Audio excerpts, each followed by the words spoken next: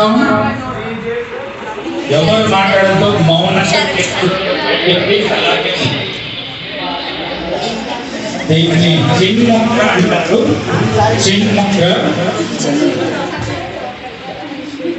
మీలో ప్రతి ఒక్కరికి కూడా మంచిగా మార్పులు తెచ్చుకోవాలన్న కోరిక ఉంది.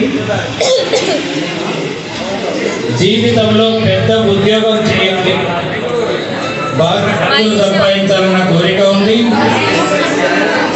చేతులు రెండు అలాగే ఉంచండి. నేను కిందకు దించండి అనేంత వరకు దించవద్దు, అలాగే ఉంటుంది. కింద సైలెన్స్ ఉండాలి, మౌనం ఉండాలి, చేతులు మాత్రం అలాగే పైన ఉండాలి. ఆడవాళ్ళైనా దించొద్దు, మగవాళ్ళైనా దించొద్దు, అటు ఇటు కాని వాళ్ళు ఉంటే దించొద్దు.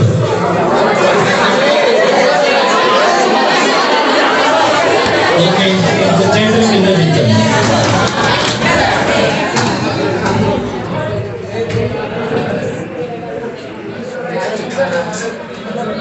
ఉదయం 9వ తరగతి వారికి క్లాస్ జరిగింది. వినపడిందా మీకు? వాళ్ళు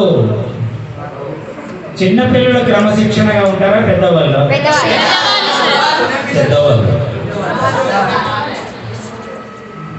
బహుశా మీ క్రమశిక్షణ ఇక ముందు చూస్తానేమో. ఇప్పటి వరకైతే మీకంటే 9వ తరగతి వాళ్ళే క్రమశిక్షణగా ఉన్నారు.